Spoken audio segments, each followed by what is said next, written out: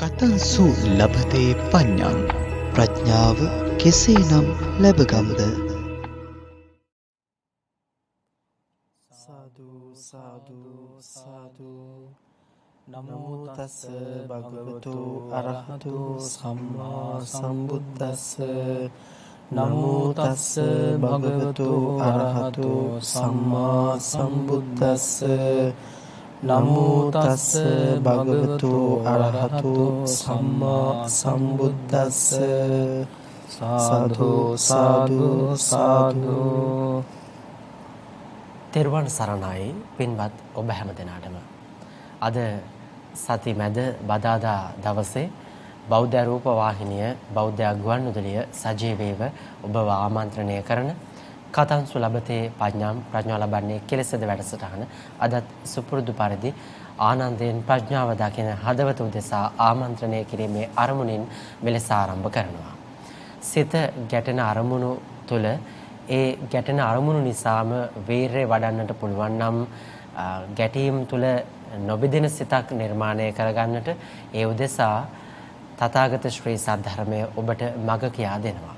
අපි සාකච්ඡා කරන සංයුත්ත නිකායේ මේ සූත්‍ර දේශනාවන් නිරන්තරයෙන්ම මේ ගැටෙන සිත සනසා ගන්නට ඒ ගැටීම් තුළ නොබිදෙන සිතක් නිර්මාණය කරගන්නට ඔබට මඟ කියා දෙනවා.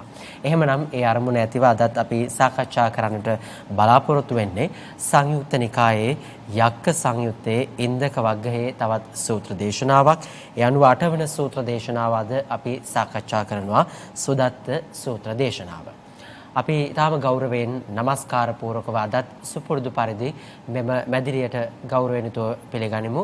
කොළඹ 7 ආර්.ජී. සේනානායක මාවතේ ශ්‍රී සම්බෝධි මහා විහාරාධිපති බෞද්ධ මාධ්‍යජාලයේ ගරු සභාපති දුරන්දර ලන්ඩන් නුවර ප්‍රාස්ටෝභී ඩෙක්රිපාරේ ශ්‍රී සම්බෝධි බෞද්ධ භාවනා මධ්‍යස්ථානයේ ප්‍රධානව ලංකාවේ සියලු ශාඛාවන්හි කටයුතු සොයා බලන ඒ වගේම ලංකාවේ ප්‍රථම ඉංග්‍රීසි දහම් පාසලේ වත්මන් විදුහල්පති ධූරයේ හොබවන නම කියනට අවසරයි පූජනීය බොරලන්දේ වජිරඥාන නායක හිමිපාණන් වහන්සේ අපි සාදු නාද පවත්වමින් පිළිගනිමු.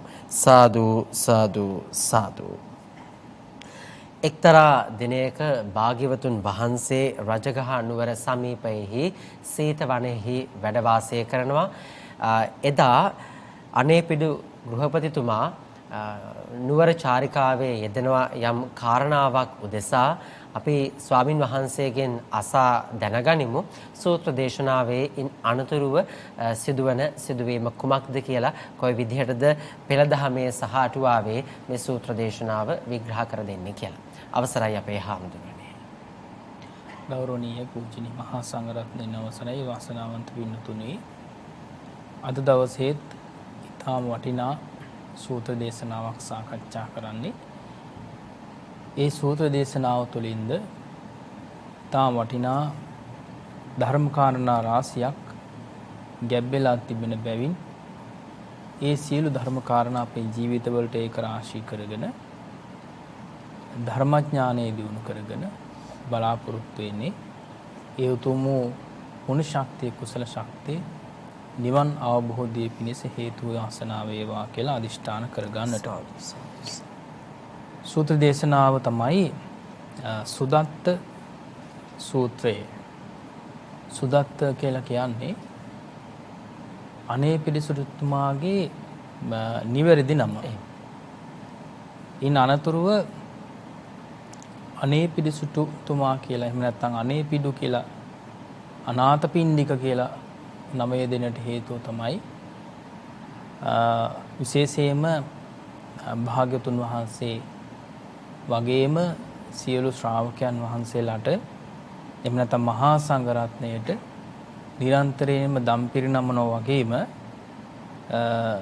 විශාල පිරිසකට අනාථ වුණු අසරණ වුණු විශාල පිරිසකට ආහාර පාන ආදී දේවල් වලින් උපකාර කරන නිසා නිරන්තරයෙන් උපකාර කරන නිසා තමයි අනාථපිණ්ඩික කියන නම යෙදුනේ. ඉතින් අපි බලමු මේ සූත්‍ර දේශනාවෙහි අන්තර්ගතය කොහොමද කියලා. එක් කාලයක භාග්‍යතුන් වහන්සේ රජගහ නුවර සමීපෙහි වූ සීත වනයේහි වැඩවසන සේක. එකල්හි අනාථපිණ්ඩික ගෘහපතිතෙමේ කිසියම් කටයුත්තක් සඳහා රජගහ නුවරට පැමිණියේය. අනාථපිණ්ඩික ගැහැවිතෙමේ බුදුරජාණන් වහන්සේ ලෝ පහළ වූ සේකැයි ඇසීය. භාග්‍යවතුන් වහන්සේ දැකීම පිණිස එකෙනෙහිම එළඹෙනු කැමැත්තේ විය. දැන් මේ සසර පුරුද්දනේ. සසර පුරුද්දට භාග්‍යවතුන් වහන්සේ එහෙම නැත්නම් බුදුරජාණන් වහන්සේ කියලා කියන නම ඇහෙනකොටත් අර පුරුදුතාවය සිත වෙලා ගන්නවා. ඒ නිසා ඒ ශ්‍රද්ධාවන්ත සිත නිසා ඊටාම ඕමනාවක් ඇති වුණා භාග්‍යවතුන් වහන්සේ කොහොම හරි දකින්න ඕන කියලා. ඉක්බිති අනේපිඩු ගැහැවි හට මේ අදහස විය. භාග්‍යවතුන් වහන්සේ දැකීම පිණිස එළඹෙන්නට අද නොකල්ය. දැන් මම හෙට කල් ඇතිව භාග්‍යවතුන් වහන්සේ දකිනු පිණිස එළඹෙන්නෙමි බුදුන් කෙරෙහි ගිය සිහි ඇතිව හොත්තේය. දැන් එතකොට අද වෙලාවක් නෑ, අද කාලයක් නෑ. දැන් භාග්‍යවතුන් වහන්සේ මුණ ගැහෙන්න යන්න. ඒ කියන්නේ දවසේ අඩක් ගත වුණා දැන් අර නගර චාරිකාවේ යනකොට. ඒ නිසා ඊටාම දුර බැහැර නිසා කල්පනා කළා මම නමුත් රැපයින්ම මේ ගමන ගියොත් හොඳයි. නිසා සවස කල්පනා කළා මේ දැන් ඇත්තටම මේ එදා දවස් සුදුසු නෑ කියලා හිතුවට නොයා ඉන්න ඒ විදිහට ඒ දවසේ නොයා ඉන්න උනේ නෑ. පිටත් වෙන්න කල්පනා කළා. ඒ වෙලාවේ දැන් මෙතන අලුයම යයි හඟිමින් රෑ 3 යලක් නැගී සිටියේය. දීපාන්දර කියලා හිතාගෙන මේ අවදි වෙලා තියෙන්නේ පාන්දර 2ට විතර. නේද? පාන්දර 2ට විතර තමයි අවදි වෙලා තියෙන්නේ. ඉතින් ඒ වෙලාවේ එකල්හි අනාථ දැන් නිින්දත් නැහැනේ. රාත්‍රී නිින්දත් නැහැ. ඒ නිසා අලුයම එළඹෙන්නට කලින් තමයි අවදි වුණේ මේ පාන්දර වෙන්නට ඇති කියලා. එකල්හි අනාථපිණ්ඩික ගැහැවිත මේ සොහොන් දොර වෙත පැමිණියේය. අමනුෂ්‍යෝ දොර විවර කළහ. එතකොට ඒ මාලිගාවේ ඉදිරිපිට තිබුණු සොහොන් දොර ඒ විදිහට සමීපයට ගියාම සොහොන් දොර විවර වුණා කියලා කියනවා. එතකොට අමනුෂ්‍යෝ ඒ වෙලාවේ දොර ඇරියයි කියලා කියනවා. මේ කාරණා සම්බන්ධයෙන් අපි අටුවාවේ තවත් විස්තර දැනගනිමු. ඉක්බිති අනේපිඩු ගැහැවි හෝ නුවරින් නික්මෙද්දී එළිය අතුරුදහන් විය. අඳුර පහළ විය. එතකොට නැවත ඒ වෙලාවේ අඳුරෙන් යුක්තව තමයි තිබුණේ. බිය තැති ගැනුම් ලොඹුදහ ගැනුම් පහළ විය. දැන් බියක් හටගත්තා. ලොඹුදහම් ගැනීම තැති ගැනීමක් ඇති වුණා. දැන් සාමාන්‍ය මාලිගාවේ ඉඳලා තමන්ගේ සිටු මැදුරේ ඉඳලා නගර චාරිකාවේ එහෙම යනකොට එහෙම නැත්නම් එළියට යනකොට පිරිසක් එක්ක තමයි යන්නේ. එහෙම. ආරක්ෂාවට කට්ටිය ඉන්නවා නේද? මේ විදිහට ඉන්නවා. නමුත් මේ තනියෙන් පිටත් උනේ. තනියම පිටත් වුණු නිසා මේ බීතැතීම ඇති වුණා. ලොඹුද හැගෙනීමකුත් ඇති වුණා. ඒින්ම පෙරලා යනු කැමැත්තේ විය. ඒ වෙලාවේ කල්පනා වුණා ආයෙත් හැරලා යනවද කියලා. එකල්හි සීවක යක්ෂතෙමේ අතුරුදහන් වූයේ මතු දැක්කෙන ශබ්දය ඇස්වියේ. ඒ වෙලාවේ සීවක කියලා කියන යක්ෂයා ඒ යක්ෂ භවරින් අතුරුදහන් වෙලා මේ තැනට පිවිසිලා දැන් ශබ්ද නගනවා. සිය දහසක් ඇත්තුද සියක් දහසක් අශ්වයෝද සියක් දහසක් අශ්ව තරියෝද සිය දහසක් රියද එවැගේම මිනි කොඩොල් අබරණින් සරසන ලද සිය දහසක් කන්‍යාවෝද යමකොට නොලැබුණාහුද ඒ ලාභයෝ බුදුන් දක්නට යන්නහුගේ එක් පියවරක 12 වැනි කලාවකටත් නොගිත්. එතකොට ඒ පිළිබඳවත් අපේ අටුවාවේ කතා කරමු කොහොමද මේ ඒ විදිහට කලං අනාගති සෝලසින් කියලා කියන කාරණේ කොහොමද කියලා. ගැහැවියනි ඉදිරියට යව. ගැහැවිනි ඉදිරියට යව. තොපගේ ඉදිරියට යෑම මැනවි. ආපසු යාම නොමැනවි කියලා කියන්නේ කවුද? අර යක්ෂයා. එතකොට ඒ යක්ෂයාත් උදව් කරනවා අතර මේ ගමනට. එහෙම. අර විදිහට මේ දැන් මේ 100,000ක් ඇත්තු නේද? ඒ ශක්තිය මේ සුදත්ත මේ සිටුවරයට ලබා දෙනවා. කුමාරයාට ලබා දෙනවා. දැන් මේ තරුණ කාලේ ඉක්බිති අනේපිඩු ගැහැවිහට අඳුර අතුරුදහන් විය. ඒ වෙලාවේ මේ පරිසරය අඳුර වෙලා තිබුණේ. නමුත් එළිය පහළ වුණා කියලා කියනවා. එළිය පහළ විය. යම් වියෙක් තැතිගැන්මෙක් ලොබුදහ ගැනීමක් වී නම් එය සංසිඳිනි. ඒ නිසා අර විදිහේ පරිසරයක් තිබුණු නිසා සම්පූර්ණයෙන්ම අර හිතේ තිබුණු බිය තැති ගැනීම සම්පූර්ණයෙන් නැති වෙලා ගියා. දැන් ටික දුරක් යනකොට ආයෙත් අඳුර එනවා. ආයෙ අඳුර ආවට පස්සේ ඒත් කල්පනා වෙනවා අර විදිහට බිය තැතිගීම ගැතීම ඇති වුණා. නමුත් යක්ෂයා අර විදිහටම තෙවන වටදු අනේපිඩු ගැහැවී හට එළිය අතුරුදහන් විය. අඳුර පහළ විය. බිය තැති ගැනීම ලොමු දහ ගැනීම පහළ විය. එයින්ම පෙරලා යනු කැමැත්තේ විය. තෙවන වටුද සියවක යක්ෂ තෙමේ අතුරුදහන් වූයේ මතු දැක්වෙන ශබ්දේ දැක්වීය.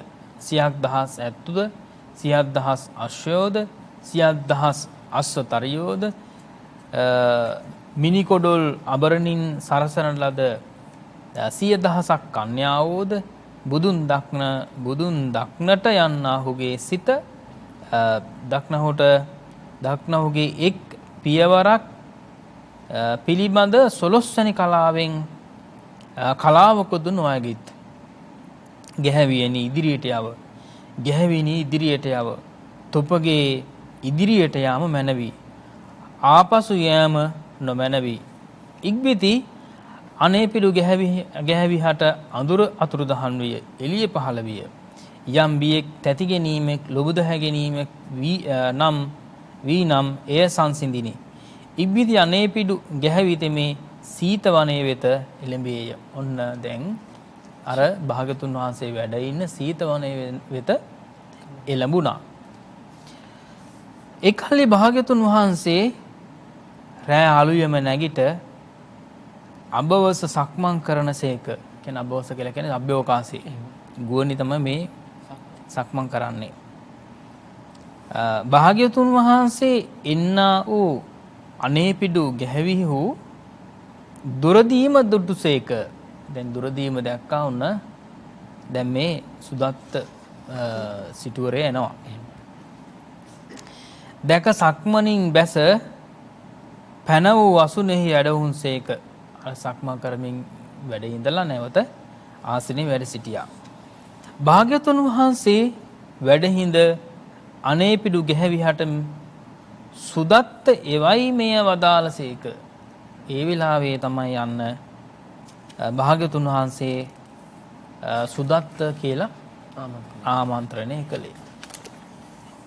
එකල්ලි අනේපිඩු ගැහැවිතෙමේ භාග්‍යතුන් වහන්සේ නමින්ම අමතනසේකැයි එහිම භාග්‍යතුන් වහන්සේ පාළඟ හිසින් වැටි භාග්‍යතුන් වහන්සේට වහන්ස කිම භාග්‍යතුන් වහන්සේ සුවසේ සැතපුණුසේකැයි දැයි මේ සැලකලේය. දැන් Tamanට නිින්දක් නැහැනේ. එහෙමයි. නේද? Tamanට නිින්දක් නැතෝ තමයි දැන් මේ ගමන ආවේ. එහෙමයි. ඒ නිසා භාග්‍යතුන් වහන්සේ සුවසේ වැඩ හිටියද කියලා සැතපුණාද කියලා ඔන්න මේ බොහොම සතුටින් යුක්තව. ඒ කියන්නේ තමන්ගේ නම කියලානේ කතා කරේ. එහෙමයි. නේද? දැන් කලින් අඳුරන්නේ නැහනේ. එහෙමයි. අඳුර කියාගෙන නැහැ. නමුත් භාග්‍යතුන් වහන්සේගේ නුවණින් දැකලා මේ වාසනාවන්ත පුත්‍රයාගේ වාසනාවන්ත භාවයේ භාග්‍යවන්ත භාවයේ ඒ විදිහට දැකලා තමයි භාග්‍යතුන් වහන්සේ මේ සුදත්ත කියලා ආමන්ත්‍රණය කළේ. ඒ වෙලාවේ වැඳ වැටුණා. වැඳ වැටිලා අහනවා භාග්‍යතුන් වහන්සේ සුවසේ සැතපුණාද කියලා. දැන් ඔන්න භාග්‍යතුන් වහන්සේ ඒ සුදත්ත කුමාරයාට මේ විදිහට දේශනා කරනවා. යමෙක් කාමයන්හි නොතැවරේද කෙලෙස් ගිනි නැති බැවින් සිහිල් වූයේද උපදි රහිතද පිරිනියවියා වූ ඒ ක්ෂීණාශ්‍රව බමුණු තෙමේ හැම කල්හි ඒකාන්තයෙන් සුවසේ හොවි.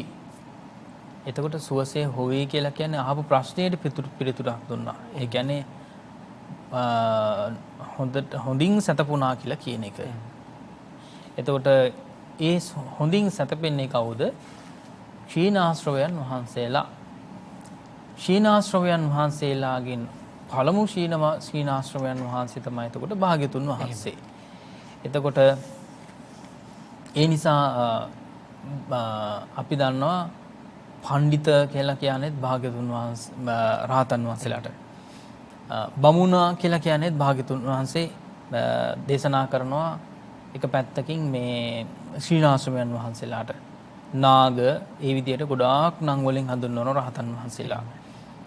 එතකොට මේ රහතන් වහන්සේලාගේ ස්වභාවය තමයි කාමයන්හි නොතැවරේද. ඒ කියන්නේ සිතේ තියෙන කාමයන් සම්පූර්ණයෙන්ම නැති කරලා දාලා නම් කෙලෙස් ගිනි නැතිව සිත සිහිල් කරගෙන ඉන්නවා නම් සිසිල් කරගෙන ඉන්නවා නම් උපදි රහිත නම් බැඳීම් සියල්ලක්ම දුරු කරලා නම් නැති කරලා නම් ඒ ක්ෂීණාශ්‍රමයන් වහන්සේලා හැම කාලෙම සුවසේ තමයි සැතපෙන්නේ. සියලු තෘෂ්ණාවන් සිඳ හෘදයේ ඇසුරු කළ විඩාව දුරුකොට සිත්හි සංසිඳීමට පැමිණ උපශාන්ත වූයේ සුවසේ හොයි. තවත් පැත්තකින් අර කාරණේම තමයි මේ තවත් විදිහකට කියන්නේ. සියලු තෘෂ්ණාවන් සිඳ කාම තණ්හා, භව තණ්හා, විභව තණ්හා කියලා කියන තණ්හාවන් සම්පූර්ණයෙන්ම නැති කරලා දාපු උත්තමයන් වහන්සේ. ඒ වගේම තමයි හෘදය ඇසුරු කරමින් යම්කිසි පීඩාවක් තියෙනවා නම් හැමදේම දුක දැනෙන්නේ හදවතටනේ. ඒ වගේම සතුට දැනෙන්නේ හදවතටනේ.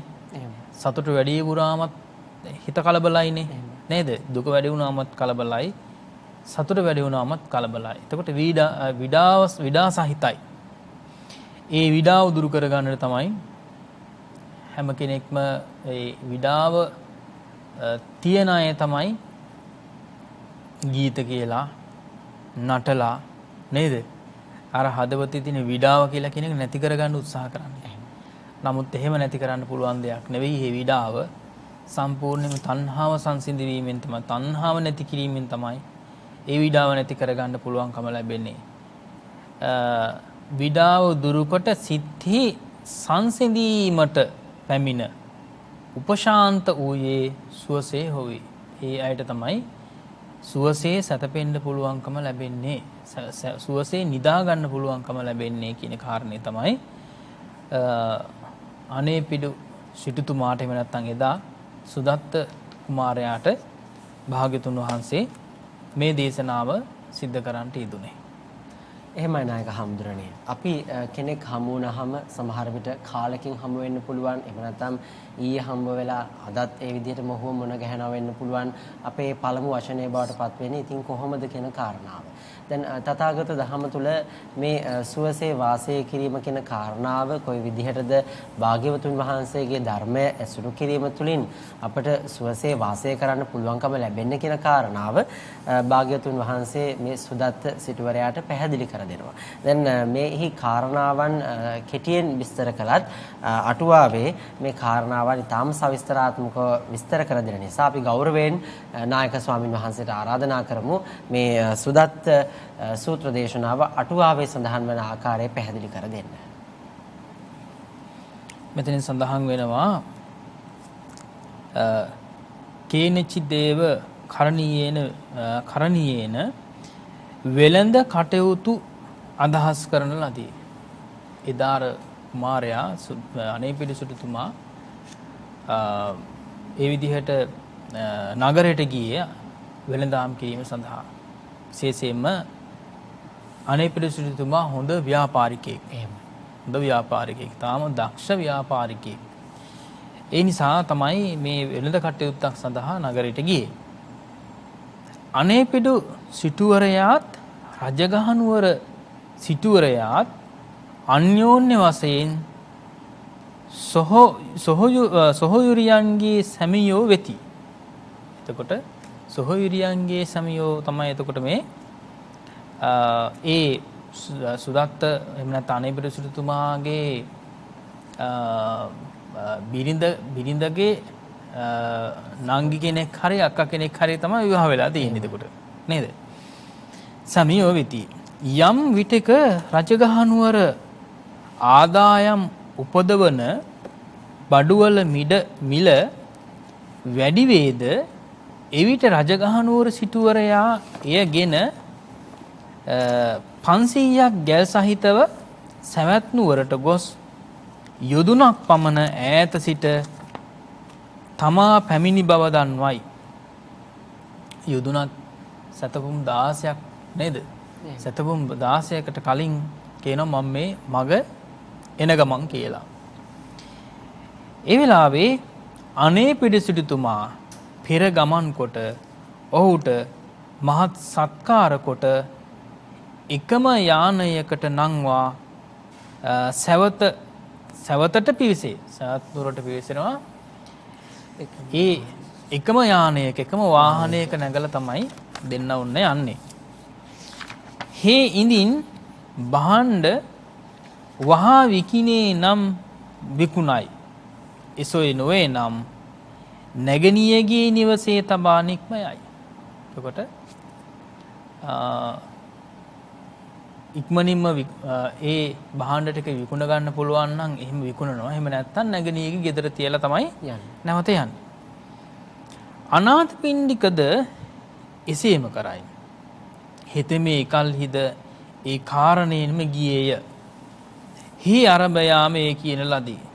එතකොට එදා කලින්ම ගෙදර ගියේ ඒ නිසා කියලා කියනවා. එදවස රජගහනුවර සිටුවරයා යොදුනක් පමණ ඈතින් සිටි අනාථපිණ්ඩික විසින් ආබැව් හැඟවීම පිණිස යවන ලද හසුන් නොඇසීය. ධර්ම ශ්‍රවණේ පිණිස විහාරයට ගියේය. හේ ධර්ම කතාව අසා පසුදින බුදුන් ප්‍රමුඛ භික්ෂු සංඝයාට ආරාධනය කොට තමාගේ නිවසේ උදුන් කැනවීම දර පැලීම ආදී කරවීය. අනාථපිණ්ඩිකද මගේ පෙරගමන දැන් කරයි කියා ගෙදොර දී පවා පෙරගමන් නොලැබ ගේ තුලට ගොස් වැඩි පිළිසඳරක් පවා නොලද්දේය. මහසිටුවරයෙකිම දරුවන්ගේ සැපසනීප කොහොමද? මග වෙහෙසකාරී නොවියේද? පිළිසඳර එපමණක්ම විය. දැන් එදා ගොඩාක් මහන්සි වෙලා හිටියේ. ඒ කියන්නේ භාගතුන් වහන්සේ උදෙසා භික්ෂු මහා සංඝරත්නය උදෙසා දන් පිරිනමලා බොහොම වෙහෙස මහන්සි වෙලා හිටියේ. ඒ නිසා අනේ පිරිසුතුමා දැක්කට පස්සේ වෙනදා වගේ වැඩි කාලයක් ගත කරේ නැහැ. කොහොමද මේ දරුවන්ගේ ගෙදර තොරතුරු කොහොමද? දරුවෝ කොහොම සනීපෙන් ඉන්නවද? මග වෙහෙසකාරී වුණාද? පහසුවෙන් එන්න පුළුවන්කම ලැබුණාද කියලා ඒ වගේ තමයි විස්තර අහන්නේ. ඔහුගේ අධික වැඩ කටයුතු දැක කිම ගෘහපතියනි ඔබට ආවාහයක් වන්නේද? බන්ධකයෙහි පිළිවෙලට කතා පවත්වා ඔහුගේ මුවෙන් බුද්ධ ශබ්දය අසා පස්වනක් ප්‍රීතිය ලැබීය. ඔන්න එතකොට දැන් බුද්ධ කියලා කියන වචනේ ඇහෙනකොටම පස්වනක් ප්‍රීතිය ඇති වුණා කියලා කියනවා. එම ප්‍රීතිය ඔහුගේ හිසෙන් ඇරඹී පාතලය දක්වාත් හිසෙන් පටන් ගත්තාම පාදාන්තය දක්වාම මේ ශරීරයේ ස්වභාවය මේ ප්‍රීතියෙන් පිනා ගියා කියලා කියනවා. ඊළඟට පාතලයේ සිට හිස දක්වාත් නැවතෙනවා. තර හිසේ ඉඳලා පාදාන්තය දක්වාත් පාදාන්තය ඉඳලා හිස දක්වාත් දැන් මේ හිරි වැටීම් ස්වභාවයක් තමයි ඒ වගේ තමයි දැන් මේ ඉන්නේ නේද? ඊළඟට දෙපැත්තෙන්ම පැන නැගී මැද කිඳා බසී. එතකොට දැන් දෙපැත්තෙන් ඇවිල්ලා මැද කිඳා බසිනවා කියලා කියනවා. මැදින් ඇරඹී දෙපැත්තට යයි. ඒ වගේම හේ ප්‍රීතියෙන් නිරන්තරයෙන්ම ස්පර්ශ කරනු ලැබුවේ ගෘහපතිය ඔබ බුද්ධයයි කියයි. ගෘහපතිය මම බුද්ධයයි කියමි. එතකොට බුද්ධ කියලා කියනවා නේද? එහෙම තමයි අහන්නේ. එතකොට ඕ මම බුද්ධ කියලා තමයි කිව්වේ.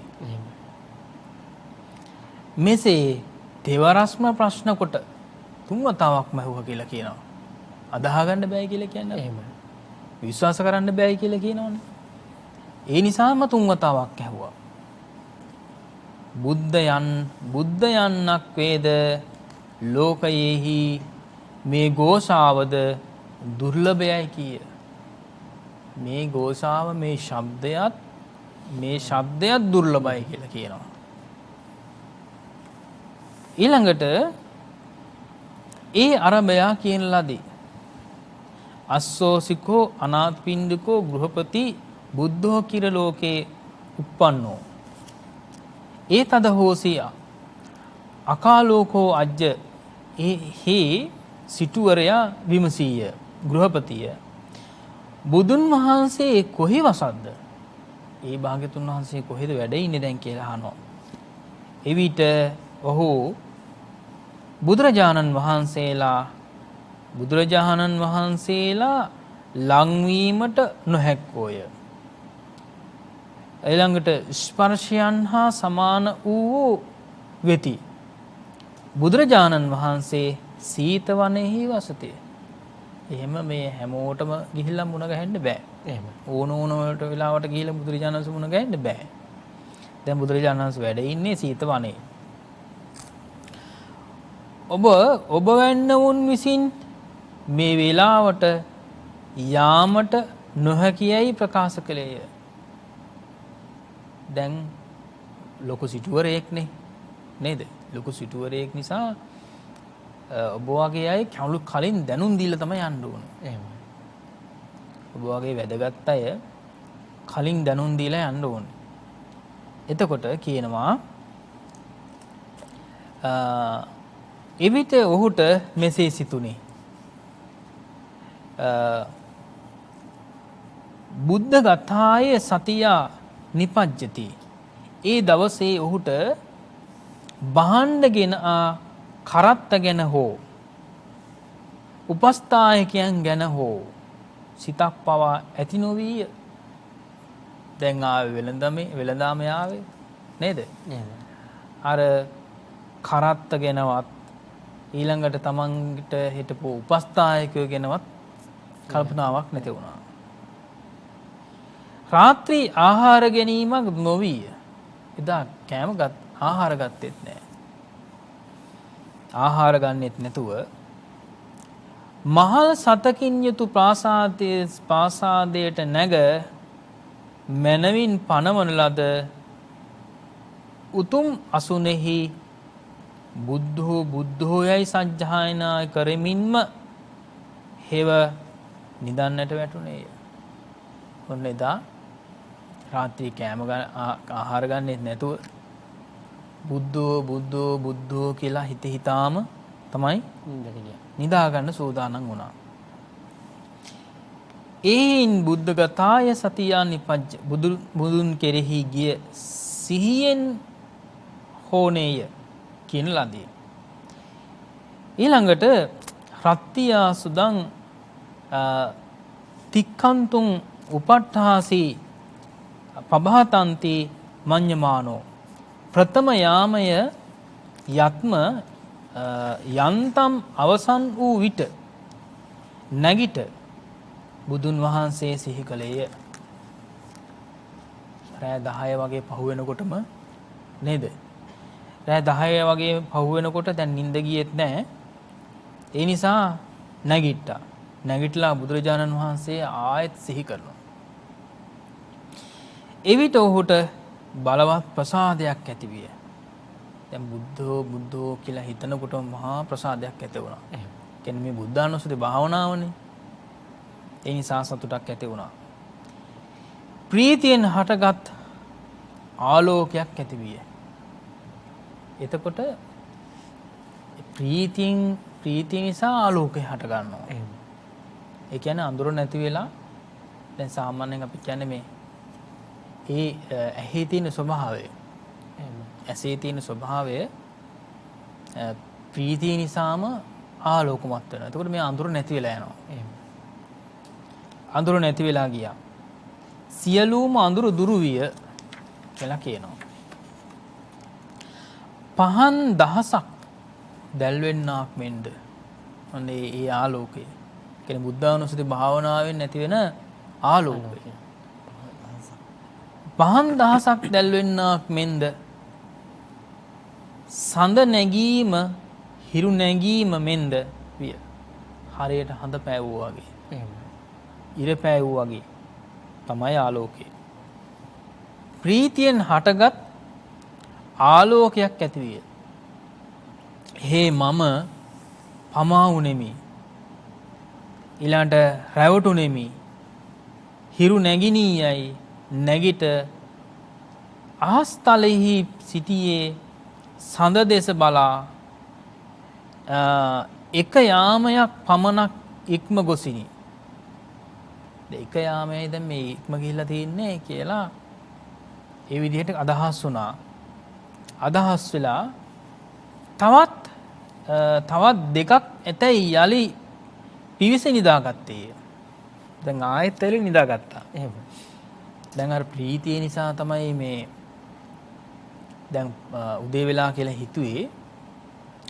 නමුත් ආස දිහා බලනකොට හඳ තියෙනවා නේද? ආයෙත් නිදාගත්තා. මේ ආයුරින් මධ්‍යම යාමයේ අවසානයේහිද පශ්චිම යාමයේ අවසානයේහි දැයි දෙවරක් නැගිට්ටේය. තුන් වතාවක් වගේට කියලා කියනවා. නිින්ද ගිහිල්ලම නැහැ. පැසුළු යම අවසානයේ ඊතා උදයෙන්ම නැගිට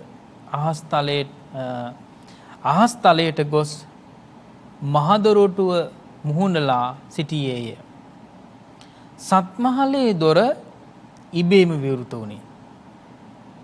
අර සත්මහලේ තිබුණච්ච දොර ඉබේමයි විවෘත වුණේ. දොර ඇරියේ නෑ. නමුත් දොර විවෘත වුණා. හේ ප්‍රාසාදයෙන් බැස වීදිය තුලට බැස්සේය. පාට බැස්සා. විවරින්සු මේ මහා සිටුවරයා බුද්ධ උපස්ථානයට යන්නේ මැයි නික්මීයය. ප්‍රථම දර්ශනයෙන්ම සෝහන් ඵලයේ පිහිටියා. පිහිටා රත්නත්‍රේ අග්‍ර උපස්ථායකයා වී අසමාන වූ සංඝාරාමයක් කරවා සිව් දෙස ආර්ය ගණයාට නොවැසූ දොර ඇත්තේ වන්නේය. දැන් ඉදිරියේදී මේ වගේ දෙයක් සිද්ධ වෙනවනේ. ඉස්ලාම භාගතුන් වහන්සේගේ අර දේශනාවේදීම සෝවහන් වෙනවා. ඒ සෝවහන් වුණාට පස්සේ මහා සංඝ රත්නයට ඒ විදිහට මේ ඒ විදිහට ජේතවනාරාමේ ඒ විදිහට සකස් කරලා ඒ විදිහට පූජා කරනවා කියලා ඒ විදිහට මේ තමයි අනාගතයේ සකස් වෙන්නේ. ඒ නිසා කිසිම අර පළමු දොරේ ඉඳලා කිසිම මේ වැසීමක් නැහැ. කිසිම බාධාවක් නැති වෙනවා. බාධාවක් නැති වෙනවා බුදුරජාණන් වහන්සේ සමීපයට යනකම්ම. ඔහුට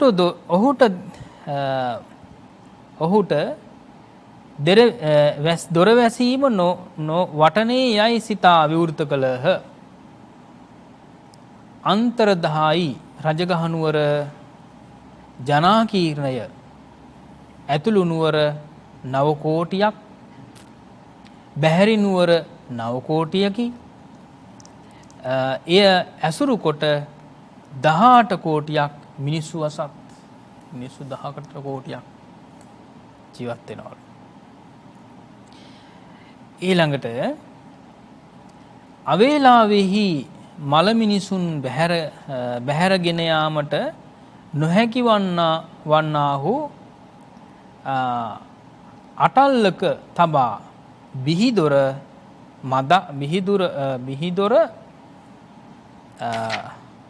දමත්.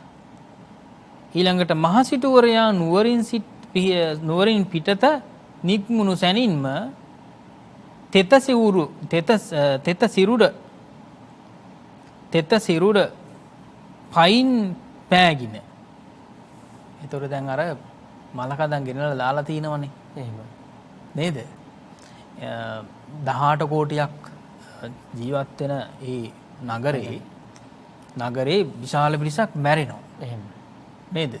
අදම කාල වගේ මේ විශාල රෝහල් නැහැනේ අසනීප වුණාම ප්‍රතිකාර කරන්න. ඒ නිසා විශාල පිරිසක් මරණයටපත් වෙනවා. ලොකු ගොඩා විශාල පිරිසක් මරණයටපත් වෙනවා.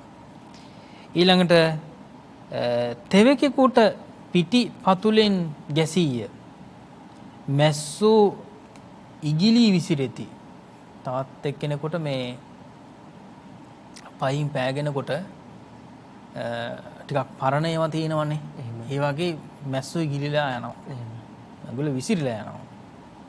දුර්ගන්ධය නාසා පුටය කඩාගෙන ගියේය. නේද? එතකොට ඒ වචනේ මේ කඩාගෙන ගියා කියලාම තියෙනවා. බුදුන් කෙරේ වූ ප්‍රසාදය තුනී විනා කියලා කියන. තුනී විය. ඒන් ඔහුගේ ආලෝකය අතුරුදහන් වේ යන්න. බුද්ධානුස්සති භාවනාවෙන් බැහැර වුණා හිත. එහෙමයි. නේද? අර ගඳ එනකොට. එතකොට මායා අඳුර පානවා කියලා කියනවා. ඒ අර බුද්ධානුස්සති භාවනාවේ තියෙන ආලෝකය ගැන මේ කියන්නේ. එහෙමයි. ඒ ආලෝකේ නැති වෙලා ගියා ආපහු අඳුර ඇති වුණා කියලා කියනවා. දැන් මොකද දැන් මේ වෙලාව සෝවාන් වෙලා හිටියේ නෑනේ. එහෙමයි. සෝවාන් වෙලා හිටියා නම් එහෙම වෙන්නේ නෑ. මොකද අචල සද්ධාව ඇති වෙලා නෑනේ තාම. එහෙමයි. ඒ නිසා ඒන් ඔහුගේ ආලෝකයේ අතුරුදහන් විය අඳුර පහළ විය. සද්ද මනුස්සාවේසි සිටුවරයාට උත්සාහය ජනිත කරවන්නෙමි.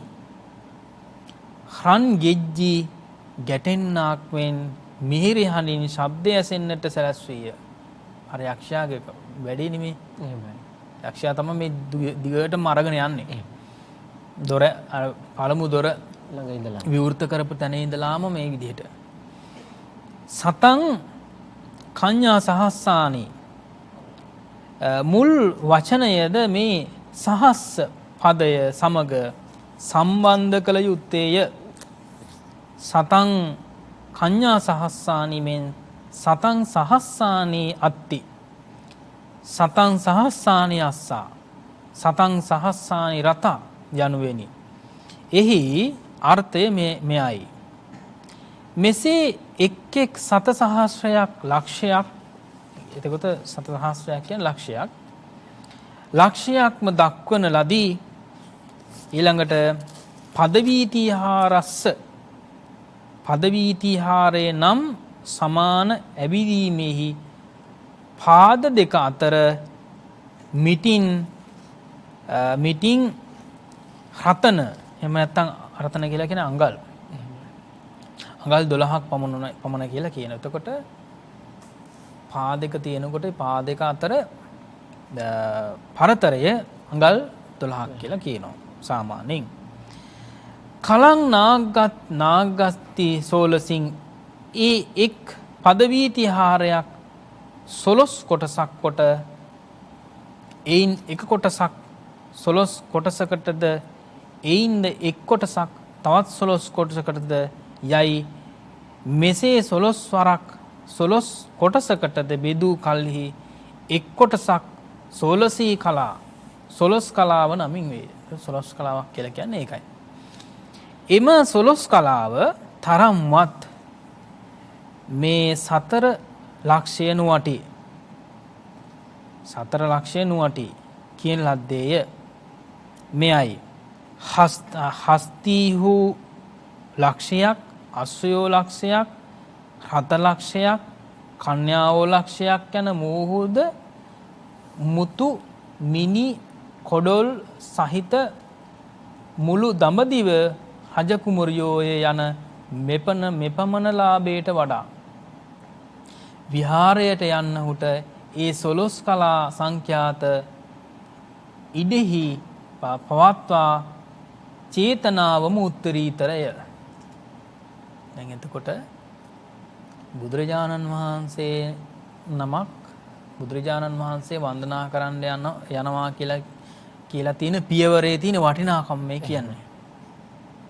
නේද? පියවරේ වටිනාකම මේ කියලා කියන්නේ. එතකොට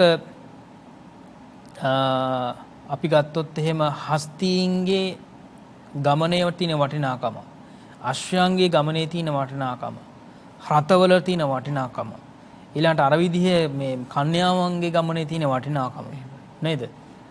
ඒ වගේ මුතු මිනි කඩොල් සහිත සුළු මුළු දඹදිව රජ කුමරියෝ ගත්තොත් එහෙම ඒ අයගේ ලාභයට වඩා ඒ අය දකින්න යන ලාභයට වඩා නේද?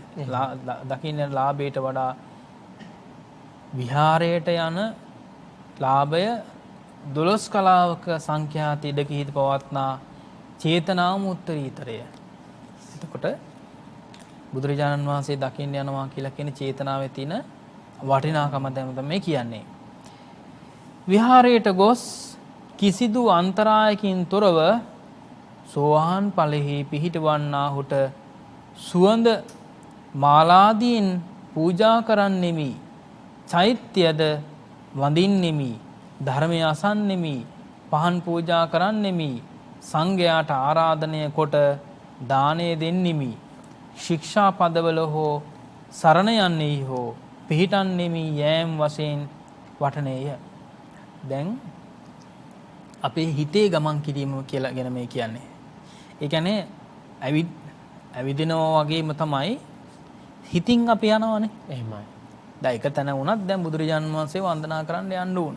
බුදුරජාණන් වහන්සේ වන්දනා කරනවා කියලා හිතුවාම ඊළඟට බණ අහන්නෙමි කියලා හිතක් පහළ වුණාම ඒ සිතේ තියෙන ඒ සිතිවිල්ලේ තියෙන වටිනාකම ගැන තමයි මේ කියන්නේ. අන්ධකාරෝ අන්තරදහයි හේ මෙසේ සිටීය මම තනිවමයි හුදකලාවමයි සංඥා කරමි. අනුව යන්නෝ සේවකයෝද මට ඇත්තාහ කුමක් නිසා බිය වෙමි දැන් දිරිමත්යේ ඉක්බිතිය හොට බලවත් බුද්ධ ප්‍රසාදයක් ඇති වේ.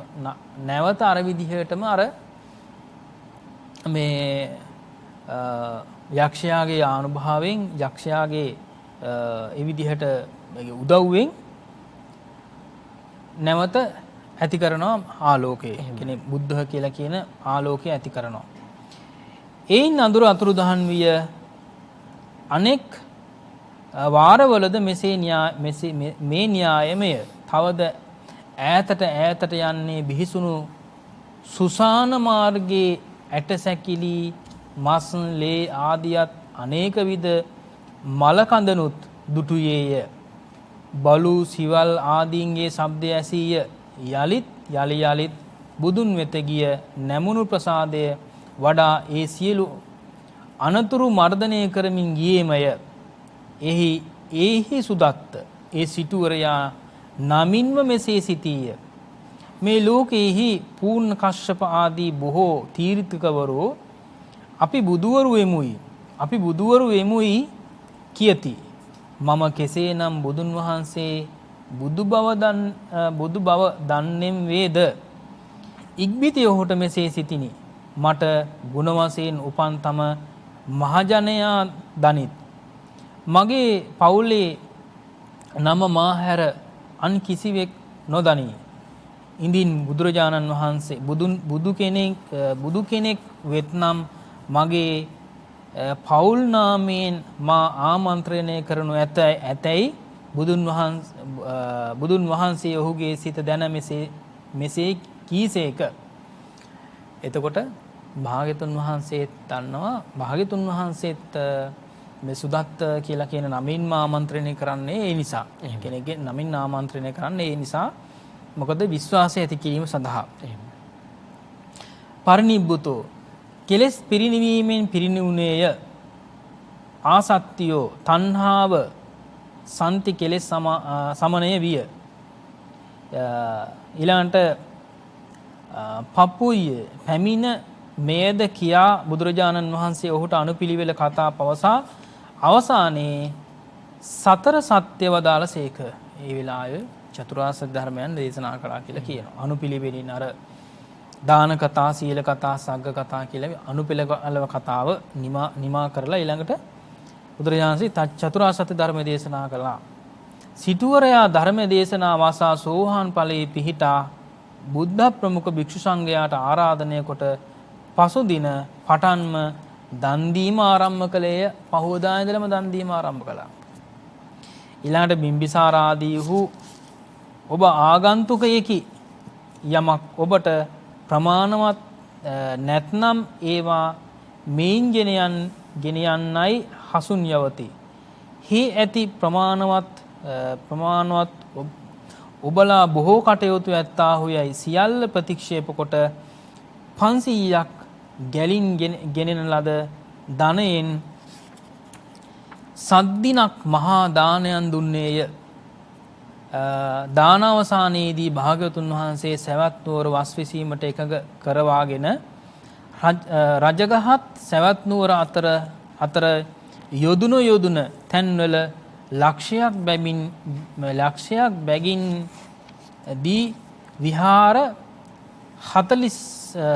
45ක් කරවමින් සවැත් නුවරට ගොස් ජේතවන මහා විහාරය කරවා බුදුරජාණන් වහන්සේ ප්‍රමුඛ භික්ෂු මහා සංඝරත්නයට පවරා දුන්නේය. එතකොට සවැත් නුවරත් ජේතවනාරාමයත් අතර විහාර 45ක් කරා කියලා කියනවා.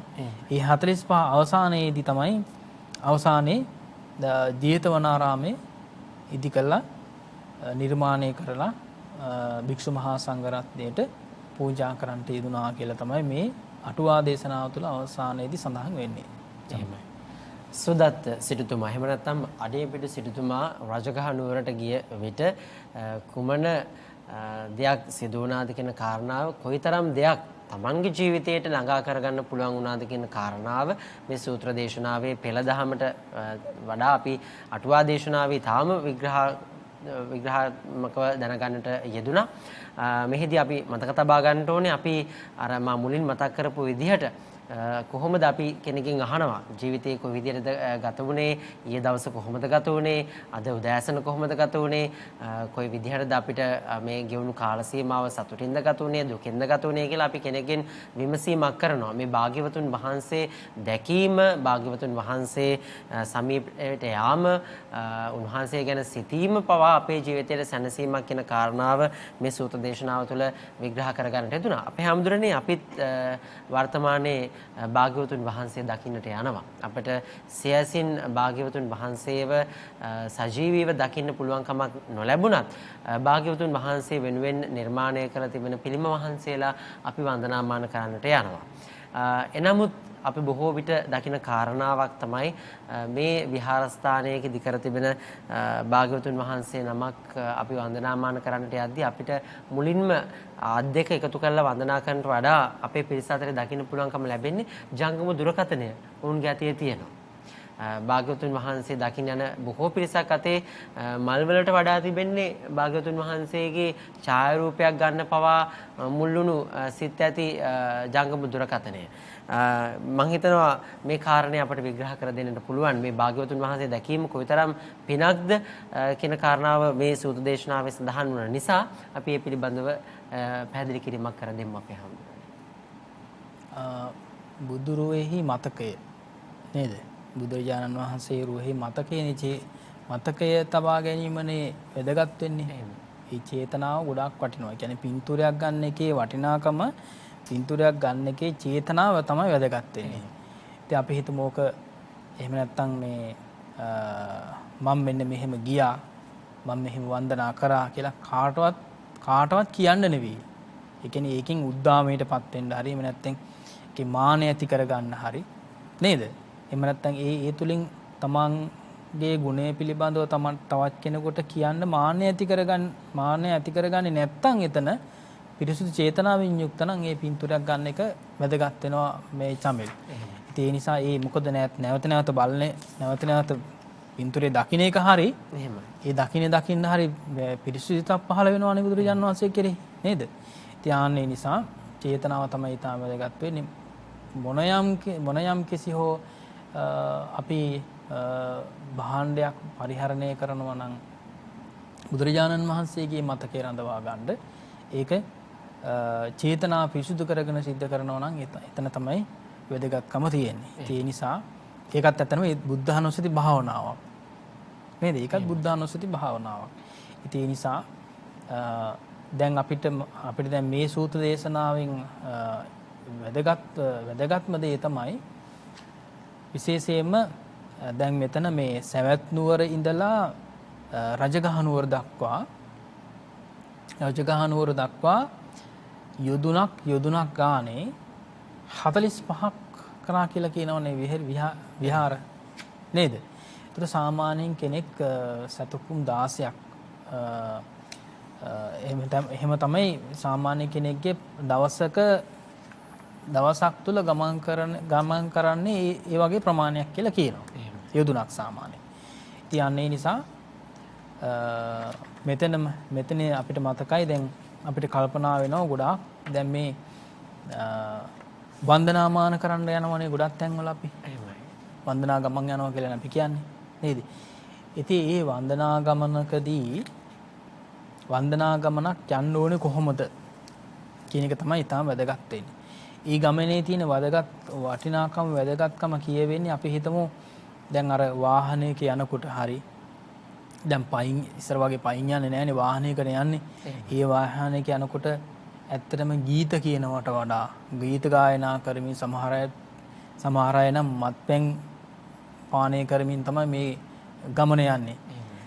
අපි කියමු දානෙකට හරි එහෙම නැත්නම් ඒ පින්කමකට හරි ගියාට පස්සේ තමයි ගිහිල්ලා පහවදා පාන්දරෙම උඩ තමයි සාමාන්‍යයෙන් අර බෙරි මතේ නැති වෙන්නේ නේද? ඉතින් පාන්දර ඉතින් අවදි වෙලා ඊට පස්සේ දානේ සකස් කරන්නේවට යහුසු වෙලා ඒ විදිහට කටයුතු කරන ස්වභාවයක් දකින්න තියෙනවා මේ අපේ මේ තරුණ දරුවන් අතරේ පවා නේද? තලත් යන වයසේ අය පවා. ඉතින් ඒ නිසා මේක ඇත්තටම මේ ගමනේ තියෙන වැදගත්කම පටන් ගත්ත තැන ඉඳලා පින්කම සිද්ධ කරන අවස්ථාව දක්වාම ඒ පින්කම නිමාව දක්වාම හිත පිරිසුදු කරගත යුත්තේ කොහොමද කියන කාරණය තමයි වැදගත් වෙන්නේ. වන්දනාව කියලා කියන්නේ ඒ අර වන්දනාව කියලා කියන්නේ එතෙන්ට ඒ වන්දනා කරන තැනට ගියේ අවස්ථාව පමණක් නෙවෙයි මුල ඉඳලා අග දක්වාම වන්දනාව නම් වන්දනාව විය යුතුයි. ඒ නිසා ගොඩාක් වෙලාවට ඒ වන්දනාවකින් සාර්ථක වෙන්නේ නැත්තේ. ඒ පූජාව පින්කම සාර්ථක වෙන්නේ නැත්තේ සමහරවිට මුල පිරිසුදුයි, මද පිරිසුදු නෑ, අග පිරිසුදුයි. එතකොට මැද තමයි වැඩි කාලයක් ගත වෙන්නේ. නේද?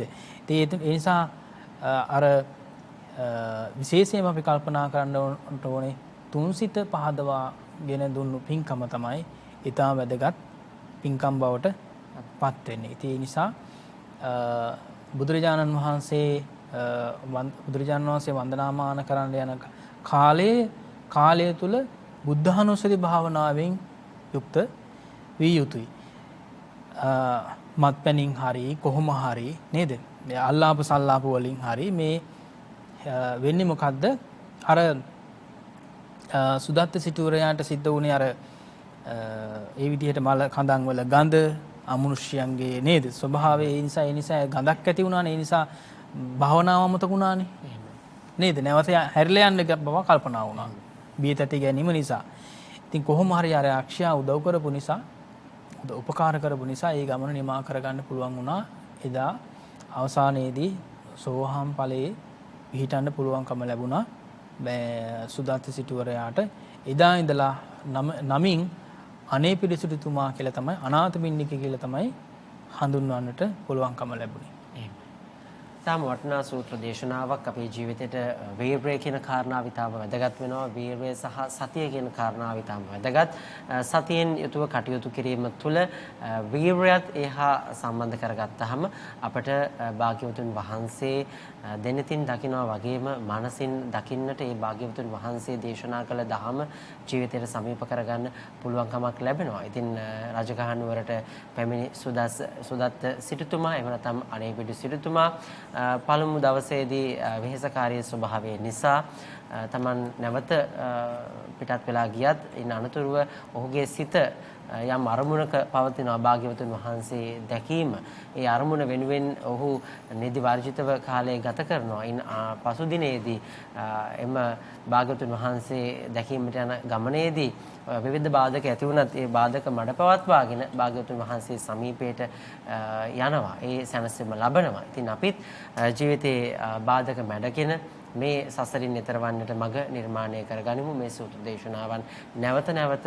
සජ්ජායනා කරමින් කියවමින් අවබෝධ කරගනිමින් ඒ මඟ සොයා යමු. ඔබට මේ සූත්‍ර දේශනාවත් යලිත් වතාවක් YouTube හරහා දැක බලා ගන්න පුළුවන්කම ලැබෙනවා කියන කාරණාවත් සිහිපත් කරගෙන අපි අද වැඩසටහන නිමාවටපත් කරන්න සූදානම් වෙනවා. ඉතින් අපේ පූජනීය බොරලන්දේ වජිරඥාන ස්වාමීන් වහන්සේගේ අනුශාසනාව ඇතිව මෙවර අපි මේ පවතින රටේ තත්ත්වයක් එක්ක ගලපාගෙන අපට පුළුවන්කම ලැබෙනවා ඔබ වෙනුවෙන් මේ ධර්මයේ නැවත නැවත කියවන්නට ඔබට අවස්ථාව ලබා දීමේ අරමුණ ඇතිව ප්‍රධාන සංස්කාරකතුමන් අචින්ත සමරකෝන් මහත්මයාගේ මැදිහත් වීමෙන් මූලිකත්වයේ ඇතිව අපේ ගෞරවනීය මහා සංඝරත්නය සිදු කරන ධර්ම දේශනාවන් ඒ වගේම ධර්ම සාකච්ඡාවන් ඇතුළත් කරලා සම්බෝධි සදහම් සංග්‍රහයේ වෙසක් කලාපය නිකුත් කෙරුණා. ඉතින් අපි ආරාධනා කරනවා මේ සෑම කාරණාවක්ම අපි අපේ ශ්‍රී සම්බෝධි විහාරස්ථානයේ බෞද්ධ රූපවාහිනියේ ගුවන්විදුලියේ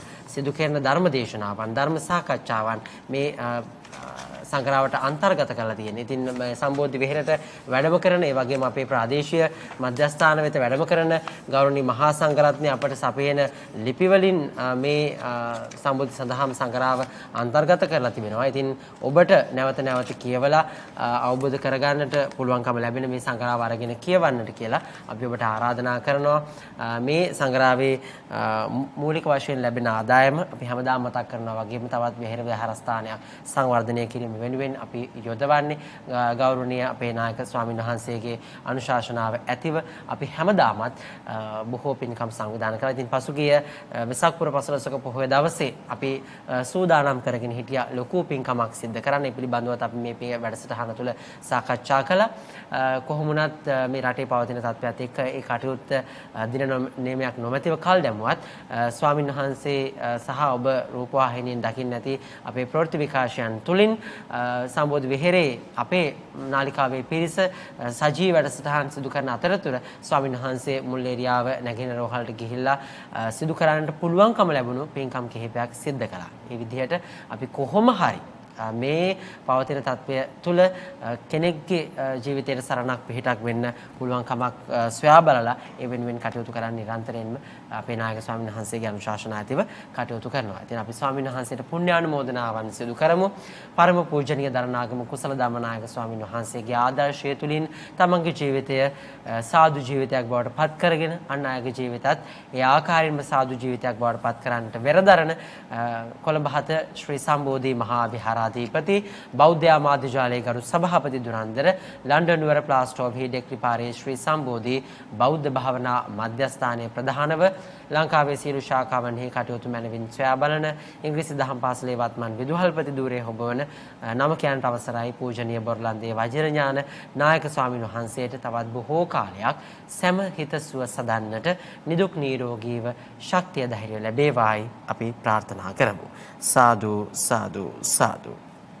අපි ලබන සතියේදී සාකච්ඡා කරන්න බලාපොරොත්තු වෙනවා සංයුත්ත නිකායේ සඳහන් වන තවත් සූත්‍ර දේශනාවක් සුක්ඛා සූත්‍ර දේශනාව පළමු වෙන්න සහ දෙවැන්න වශයෙන් සූත්‍ර දෙකකට වෙන්ව සාකච්ඡා කරන්න අපට තිබෙනවා. කොහොමවත් අපි ලබන සතියේ යලිත් සෙනසුරාදා ඔබ හමු වීමේ අපේක්ෂාවෙන්. එහෙමනම් අද දවසේ අපේ වැඩසටහන මෙතකින් නිමාඩපත් කරනවා. නිෂ්පාදන දායකත්වයට එක් වූ චරිත් ලක්මාල් දයානන්ද ඇතුළු ප්‍රධානව සියලු දෙනාටම බෙහෙන්ම පින්. හැම දිනාටම තෙරුවන් සරණයි. කතංසු ලබතේ පඤ්ඤං ප්‍රඥාව කෙසේනම් ලැබගම්ද